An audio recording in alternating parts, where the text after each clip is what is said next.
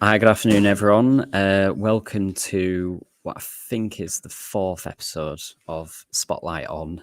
Today's focus will be around developing your people. So I've got a really good panel of speakers lined up to field any questions that you have on those topics. And I'll fire them a few questions, put them on the spotlight too, hopefully. You may have seen to this side, that we've got a couple of QR codes on there, some really good deadlines and exciting deadlines coming up for us just ahead of Christmas. So we've got the National Mat Awards happening in March. So we're just taking entries for that. So if you do scan that, you can see the different categories that are open for entry. It's completely free as well. So hopefully an early Christmas celebration and get some entries in there. Without further ado, I'll get on to our first panelist, which will be Lisa Blatchford. Just before I do introduce Lisa, though, you'll see the comment section on whatever platform you're using, so whether that's LinkedIn, Twitter, or YouTube. Throughout the whole session, do get your questions in ahead of time, and then we'll make sure that the panel can hopefully answer some of them for you. So we'll add in Lisa now and do some introductions. Hi, Lisa, how are you? I'm good, thank you. How are you, Matt? Yeah, not too bad. This is your second appearance on this series now, but just give us a bit of a brief introduction as to your role and the trust that you currently work with. Okay, so obviously I'm Lisa Blatchford. I am the HR director and also trust safeguarding lead for Viking Academy Trust. So this is definitely a subject that I'm hugely passionate about and thrilled to be part of this panel today. Brilliant. And next up, we've got Al Kingsley. Hi, Al. How are you? Good afternoon, Matt. I'm very well, thank you. Good to see you both. Good. So I believe you wear quite a few hats, don't you, Al? But today you're joining more as your Matt Chair hat. Yes, I'm Al, obviously, and I'm chair of Hampton Academies Trust, medium-sized academy trust in Peterborough. I'm also chair of an alternative provision academy based in the city, supporting all of this cohort across the city. And yes, wearing a different hat, I'm CEO of an edtech company as well. Brilliant. All right. Thanks, Al. And on to Andy. Hi, Andy. How are you? Hi, Matt. Yeah, I'm good, thank you. Chilly in Preston in the northwest of England. We'll not have a competition about temperatures. And you are a director of wellbeing, which is a job title that probably didn't exist quite some years ago now, and now seems to be very instrumental. We'll get onto that shortly, but just give a bit of a brief introduction as to what that means for yourself and kind of what you encounter day in, day out. Yeah, so I'm the National Wellbeing Director for Schools Advisory Service, also the strategic lead for the Carnegie Centre of Excellence for Mental Health in Schools at Leeds Beckett University. Was ahead until December 2019. I promise I didn't know there was something going to happen just around the corner. And I was head of an outstanding primary school in Blackpool, and I still chair the MAT CEO board. I'm the independent chair of the MAT CEO board in Blackpool. But essentially what I do is work with schools up and down the country, trying to work with them to meet them where they are, really, in terms of creating a system-wide culture for well-being that's embedded and sustained. Brilliant. Loads of experience there then. And last but not least, we've got Jeff Marshall, who I'm sure is a familiar face. Jeff, give us a bit of an introduction as to all of your achievements within education up to date. Hi, Matt. Good afternoon, everyone. So my name is Jeff Marshall. I have been a governor for 29 years, chair for 23 years, one of the first primaries to become an academy. So we've been an academy now for nearly 12 years. I'm a trust member there, chair of trustees. I am a trust member of a 4-school multi-academy trust. I run a company that converts schools to academy status. We've converted 285 schools to academy status. We support over 50 multi-academy trusts in growth audits, MAT MOTs, due diligence. We have a MAT transfer and merger team. We also run a second company, Marshall Professional Development, which is a CPD training and coaching company.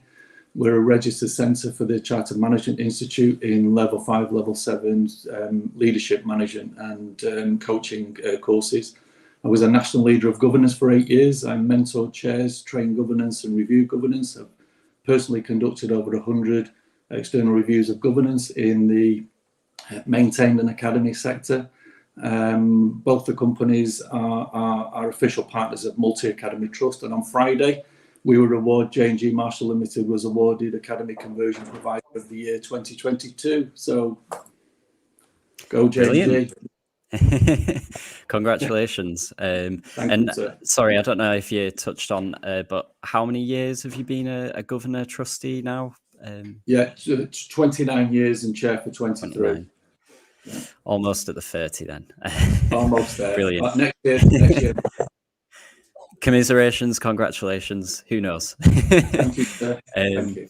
Brilliant. Well, hopefully that shows everyone who's tuning in just the wealth of different experience on this session just now.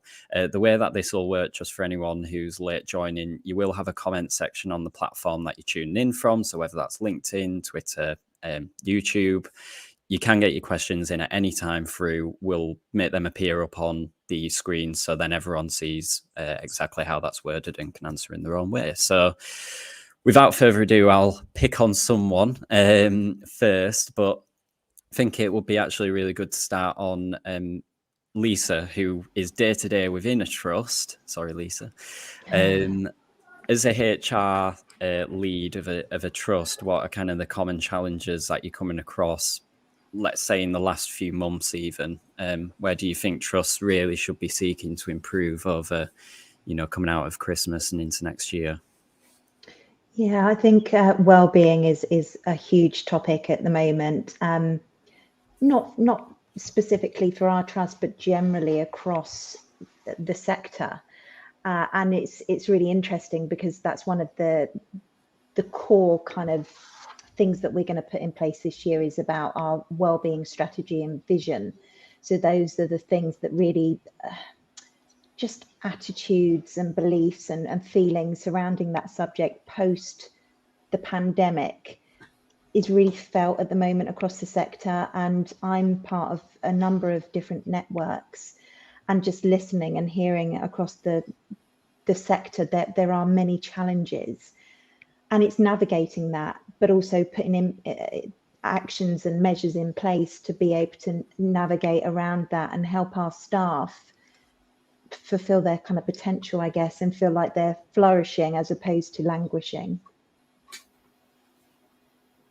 Do you find that that's typically at the moment at teaching level, or is that throughout, all levels in schools and trusts? I think it's throughout all levels. I think there are challenges, whether it be financial, in terms of navigating some of those challenges. We're living in a cost of living crisis. There is lots of uncertainty.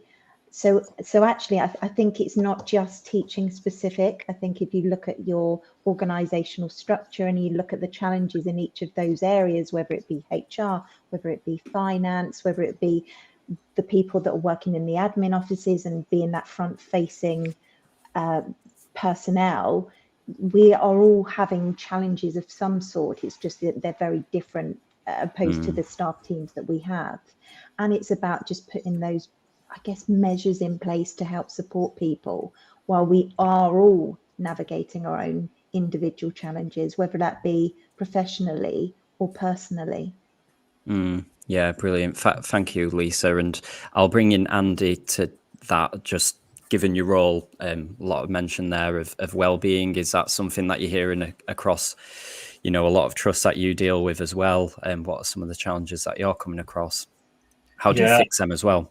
Yeah, hugely. I mean, I think if you've seen the latest Teacher Wellbeing Index report, there's some really worrying data in there. When you think maybe a year ago we thought it couldn't get any worse, it has got worse, and it's got worse for all groups of staff. If you combine that with the cost of living crisis that we're seeing, and on the ground, I'm hearing from support staff who are saying, I can't afford to work in a school or an academy anymore.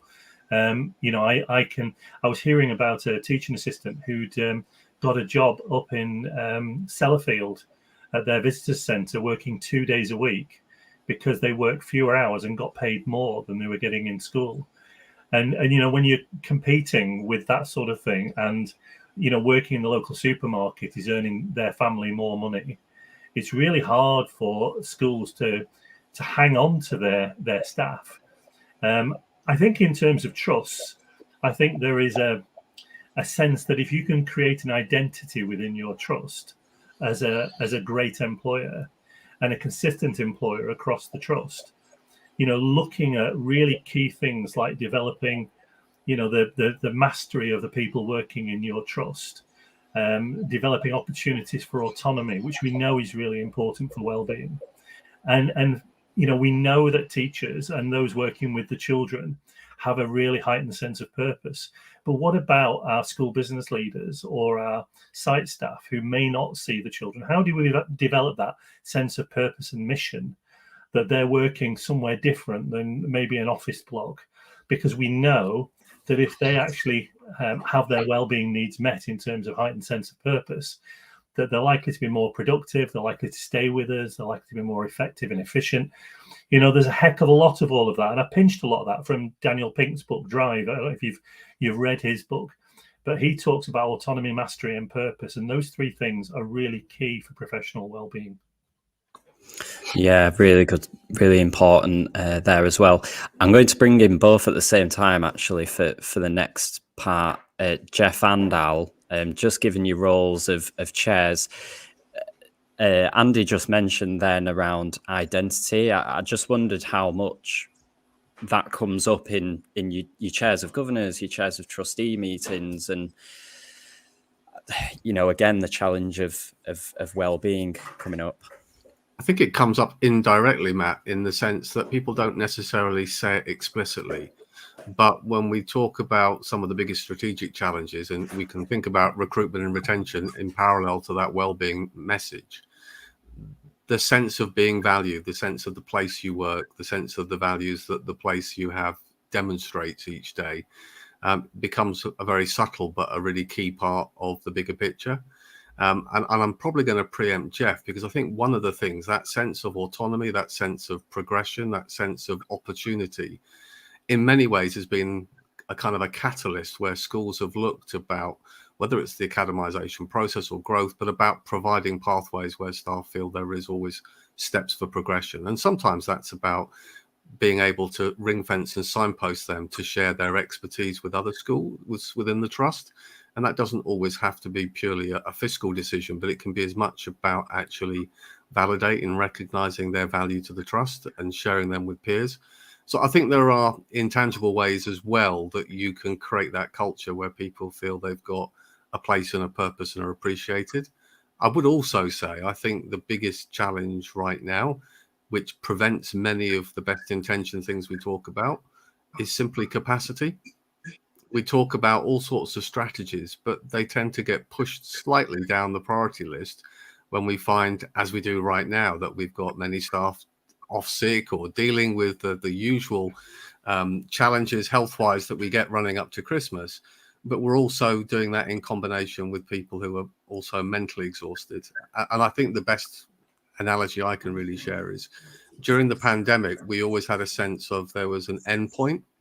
Whereas if we think about the challenges now in education, and Lisa's shared on some, and so has Andy, you know, whether it's finance, whether it's about the value of the profession, whether it's about strategically what's next for education, there doesn't feel a light at the end of the tunnel. And that's much harder to motivate people to continue to kind of feel like there's a next step forward. Yeah, definitely. And Jeff, just your thoughts on that?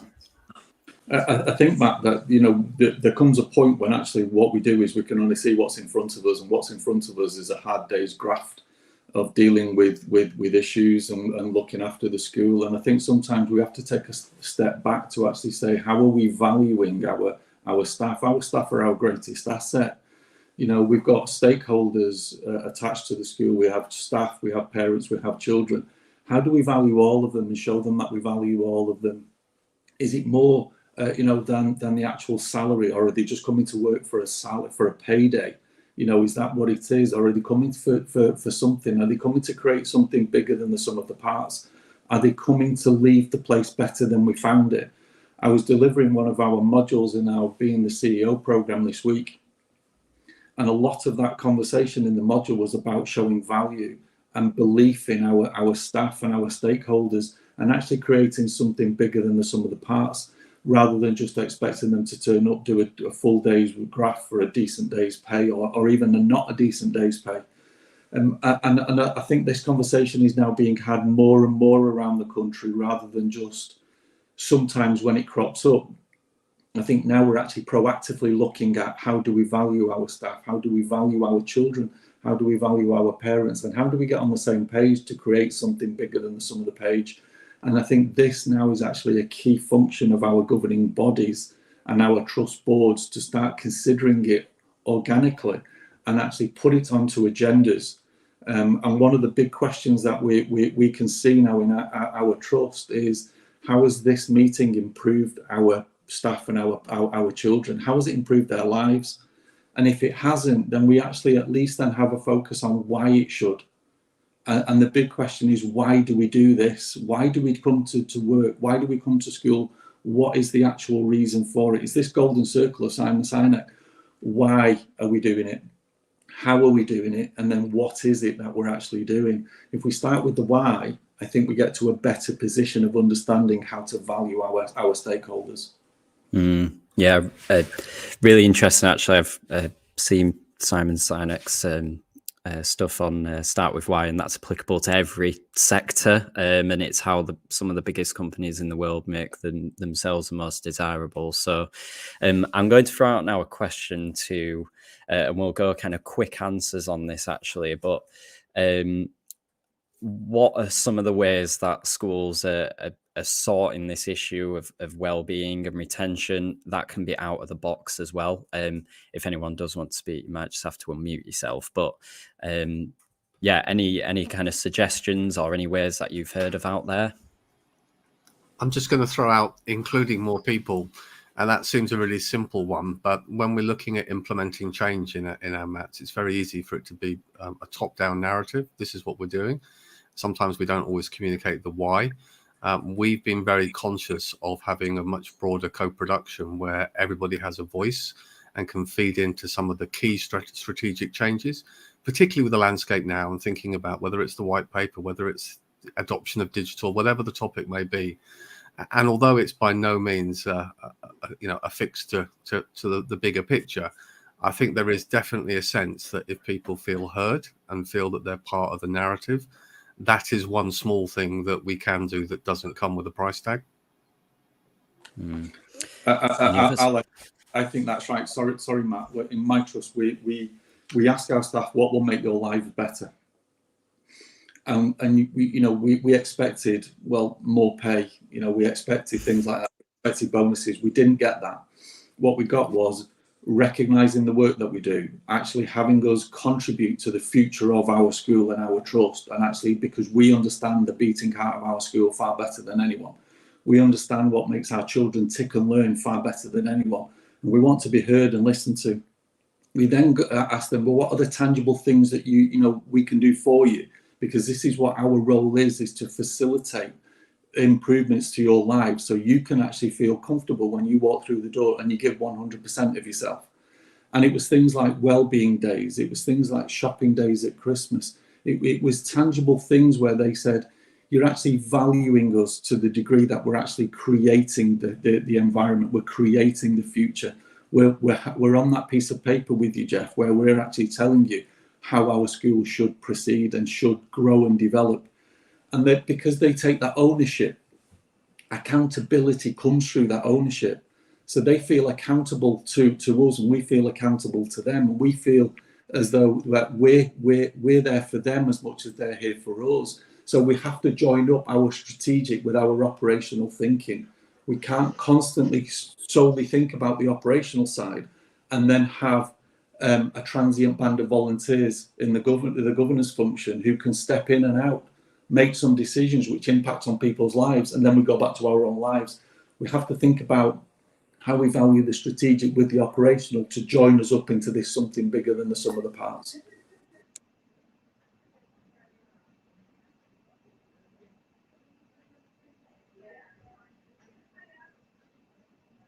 Sorry. Lisa, I think you unmuted yourself. So I don't know if you had any ways how you're kind of evolving your package as a trust even. So we're being creative.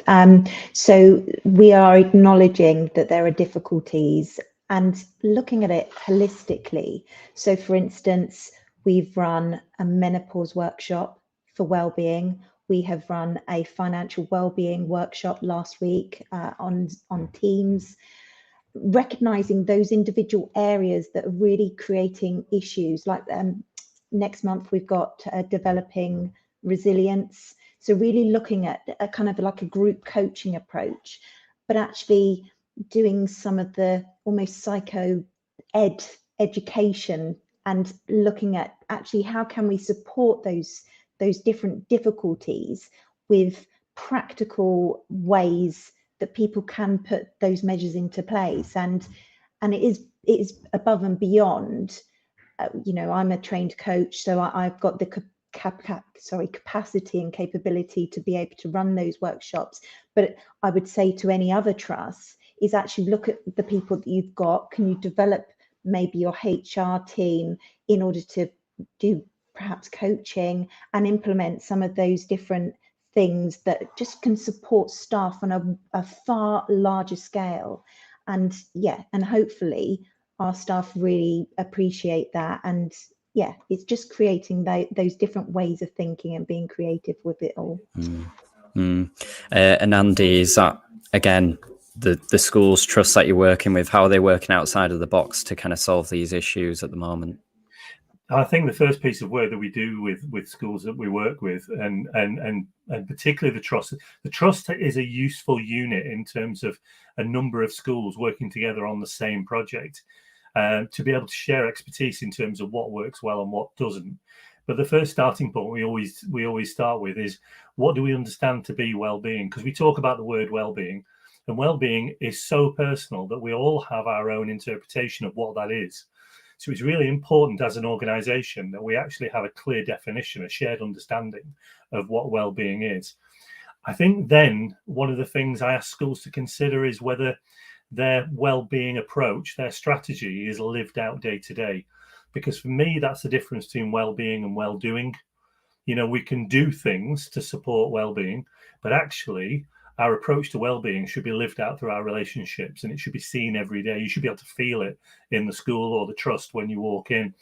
And I think our work with schools and trusts across the country has been in three parts. It's always started with the leadership team, because we know that if we don't get the leadership team on board and they have a clear understanding about what well-being is and how it can be lived out, then potentially we get back to the free tea and coffee and biscuits in the staff room on a Friday, which are all lovely, but actually ought to be part of a bigger strategy. Once we've worked with senior leaders and we have an audit that we do with them, which looks at their ability to be able to amplify thriving across their schools and their trust. And that's a really important part of this particular approach with senior leaders. We then put a plan in place with them to help develop thriving for staff in school, because we know that if staff and their thriving is sorted out and they're happy and fulfilled and contented, then we can start working on the pupil well-being. So we have a very clear sequenced approach to how we develop this, but it always starts with the senior leaders. Okay, well, thank you for that, Andy. Hopefully that helps the audience with some of the out-of-the-box ways that we're going about fixing things.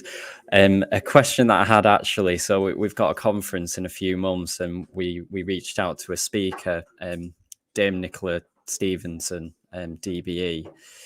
So she's a CEO of a trust at the moment, and we asked her what she wanted to name her session, because we said we want quite an interesting one to start the day, and she's titled it "The Subtle Art of Not Giving a Hoot." Now, she might have used a different word when we first spoke to her on instead of hoot, but And it's basically all around how teachers and senior leaders don't get bogged down in everything that's happening that's out of their power, especially when you're looking, politically and funding.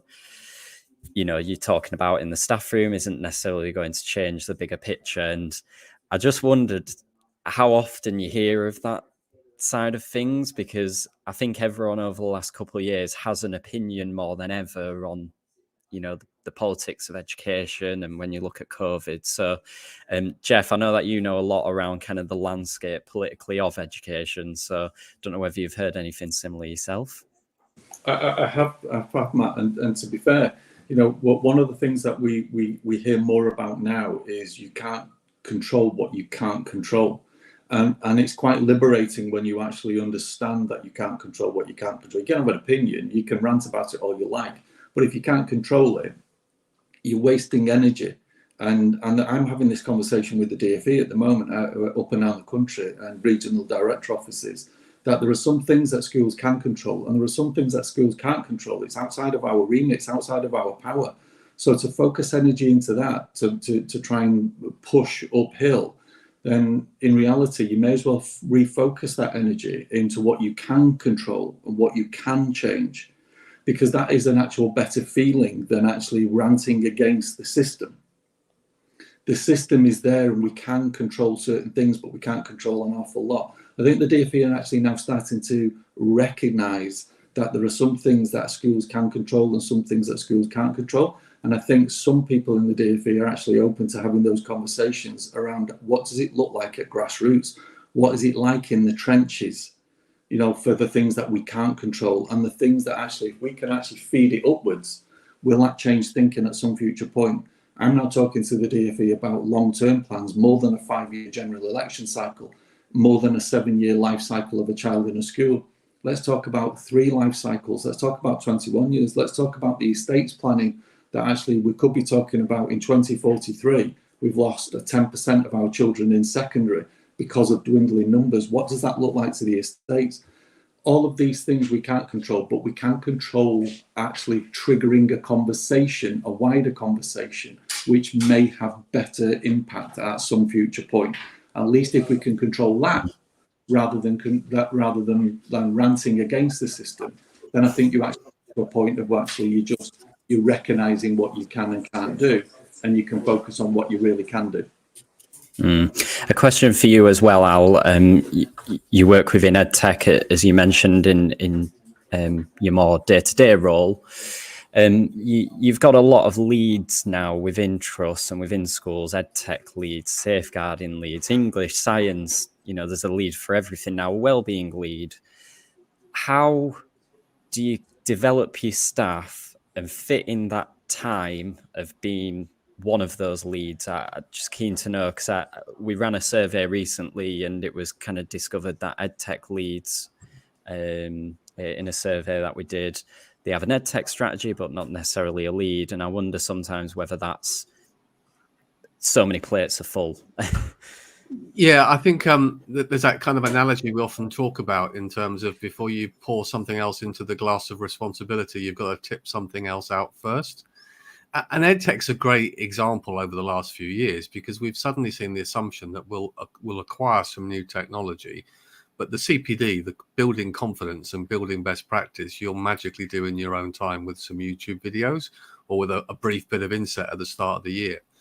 So I think this is part of the strategic comms to me, because if we're looking at introducing technology, we've got to think of why we're doing it, how we're going to do it, and how we're going to measure impact. There's got to be a purpose. And lots of the time on projects, there's a hit up front in return for a significant saving down the line. But that isn't often communicated. And that's where it's much harder to get people involved on the project. The other thing, which I think ties into that, is, as a general rule, when we talk about impact, when we're investing, whether it's technology or additional resource and capacity, we do have a natural propensity to measure the outcomes, the impact in terms of academic progress for our learners. And now, because of the landscape, I think if we drill back a little bit and think about trust leadership and beyond, the strategic measure is not just that. Of course, that's at its heart. But it is also about staff retention and recruitment. What about economies of scale? If we adopt this and take the pain now, will it leverage and unlock some of the valuable commodities like time? Will it free up teacher time? Can we signpost and standardize on tools that will make it easier to train and support staff? Can we use tools that will allow us to connect more effectively with our community and build on the skills we've acquired? And the other thing I think on that, and obviously technology is an area where I have a particular passion, it's also an interesting one because you absolutely need that leadership buy-in for any change in an organization. But it's one area where it's a great example that actually the best qualified on the project isn't necessarily the person who's been in the teaching profession the longest. Technology is an ever-changing beast. So it's a perfect opportunity to empower teachers at all levels, and not just teachers, support staff as well, to be part of that project. And so on that point that you raised, Matt, I would often say, you don't always want just one digital lead. Actually, if you think about the role of digital and you think, well, it could be about pedagogy, and it could be about closing the feedback loop, and it could be about well-being, and it could be about effective communications, it could be about trust-wide data and efficiency, the odds on it being one person's skill set is highly unlikely. So actually, you create the opportunity for others who've got an interest, I think that's the key, or experience to get involved. So rather than forcing people into those lead flags, you're actually creating that earlier conversation, opportunities for individuals to develop and shine. So I think you can find a different angle of positioning it that gives people a chance to step up.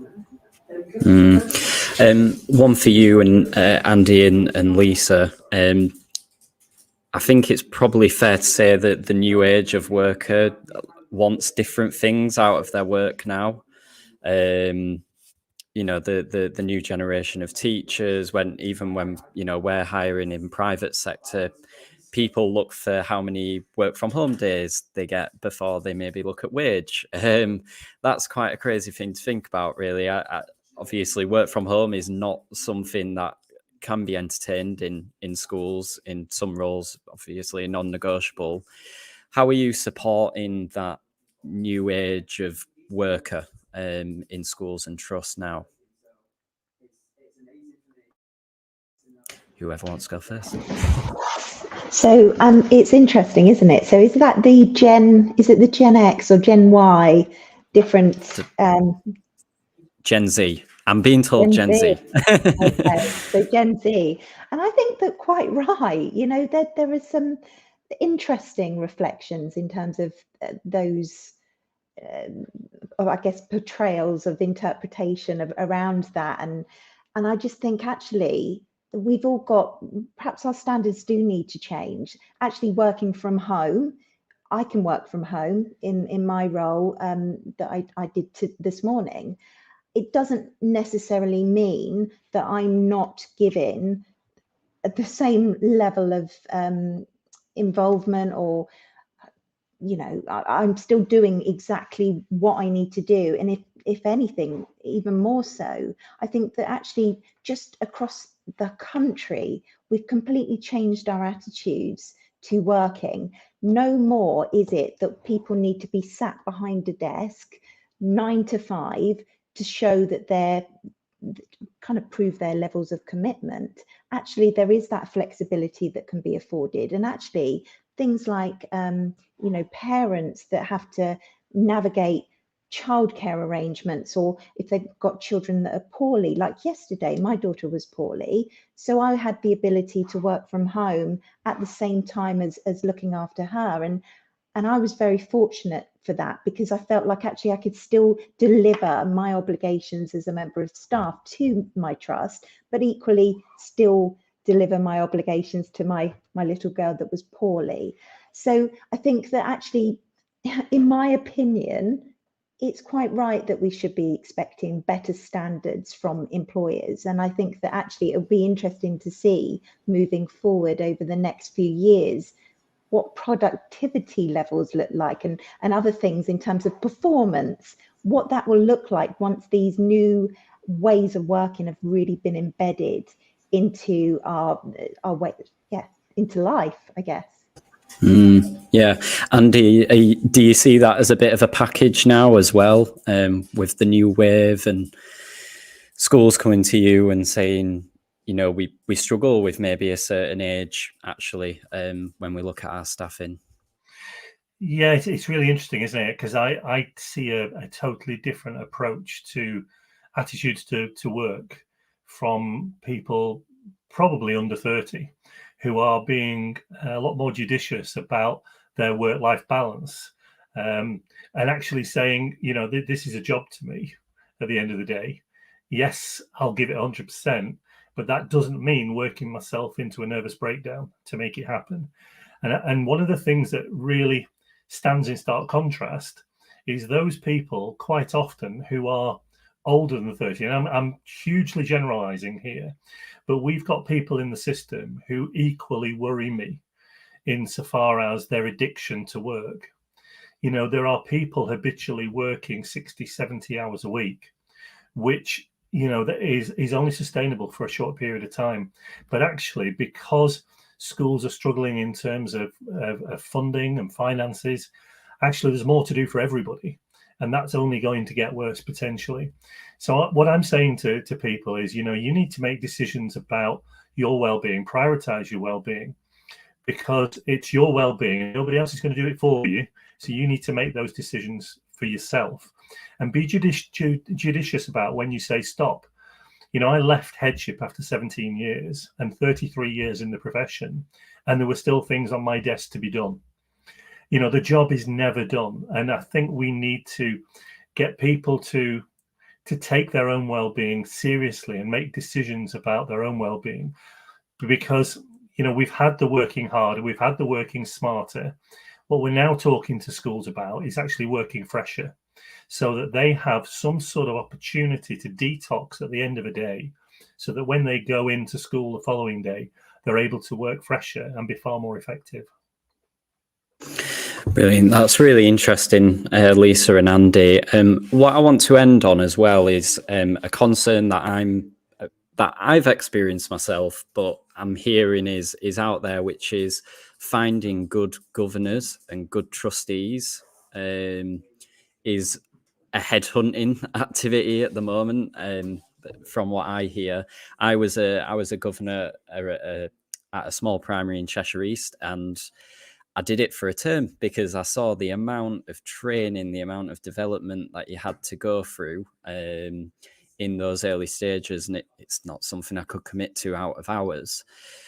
How, Jeff, maybe Al, you probably, you know, really good to answer on this, but how are you developing governors and trustees? Are you struggling within the trust to find the right talent? Matt, we never struggle to find governors, and what we do is we always, even before we academize, when we were a maintained school, we did things that the local authority never wanted us to do, which was interview people who wanted to be a governor.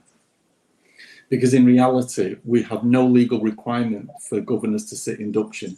And induction for me is twofold. Induction one is the legalities, the role itself, the actual responsibilities. And induction two is, what is it to be a governor at Park Road Primary School? You know, now that we're in academy, induction two is, what is it to be a trustee at Park Road Academy Primary School? We don't make that a legal requirement. We don't make it a legal requirement for governors to sit ongoing CPD and training. So we have a transient band of volunteers who dip in and out of the school, given a set of circumstances, a set of documents, a head teacher report, a CEO report, and we're expected to make a decision for the well-being of the future and the well-being of the school and what it looks like. And then we go back to our own lives. And we are one of the largest volunteer workforces in the country, always have been, probably always will be. And we still don't make it a requirement to actually do that. We made it a requirement 25 years ago to interview someone who wanted to be a governor, to see if they had that moral compass, to see if they had that right purpose, or were they a parent governor who were only interested in one class or one or two classes, etc. The authority didn't like it, because what we were doing is we were holding to account those volunteers. And how do you hold to account a volunteer when there's no accountability? Very easily. We're talking about children's lives here. We're talking about leaving the place better than we found it. Where I rant at the DFE for calling us critical friends. We're not critical friends. It doesn't exist, a critical friend. It's self-limiting. when I train governance, one of the things that I train is watchdog, mediator, and champion. And if we actually wear the cap with equal gusto on all of those three, the school will get a lot out of us being a governor, but we will get a lot out of being a governor, and we can take that back into our own companies, our own organisations, where we can improve corporate governance. Good governance travels from education to corporate. I don't see why we can't put the effort into that. But I've never struggled, and I'm seeing it now in all of the multi-academy trusts that we support. I find it easier to actually recruit a trustee in an academy trust than it is to recruit a governor in a maintained school. That's what I see nationally from Cumbria to the Isle of Wight. And one of the reasons is when I actually talk to governors and trustees, is because in reality, when they're sat at the trust board table, they're having an impact on a wider scope. They're actually improving more people's lives by being a trustee in a multi-academy trust. And some people want to actually view a governance as, I'm upskilling myself here by providing it. And one of the things I say is the core function of a governor is to leave the place better than we found it. In reality, that is the most simplistic explanation of what a governor is to leave the place better than we found it. And you can only do that by buying into this and actually giving the time and knowing that you have the time and the capacity to give, as opposed to not knowing you've got that. So I take my hat off to all governors. I take my hat off to all people who have tried governance, but because of that work-life balance, because of that balance in the work role that they do, it's a difficult job to do. So it's a perfect storm finding those people who've got the right mindset, the right skill set, who can come together with other people with different skill sets and different mindsets and create something bigger than we found, and leave it placed better than we found it. And to do that for 5, 10, 15, 20, 30 years, you know, it's a big thing, Matt. It is a big thing, but I think we need to get to the place where we're actually joining up the strategic with the operational far better than we ever have done for decades in education. And I'll leave you with kind of a couple closing comments on that. Yeah, I mean, wise words there from Jeff. I mean, absolutely. I think one of the biggest challenges now is actually for many people is understanding what the governance role is. And as Jeff has alluded to, not thinking it's a one-way street. You're not giving up your time to help a school, full stop. There are transferable skills that are part of your own professional and personal development. And I think signposting that, Matt, is a really key one. You've been very supportive because I've provided a new book this year all about kind of top tips for people who want to get into governance. And I think that is the biggest challenge. We have got huge vacancies, certainly across the east of England, for governance roles. But as Jeff's alluded to, rightly so, now it's about being a skills-based recruitment, making sure that it's complementary to our schools.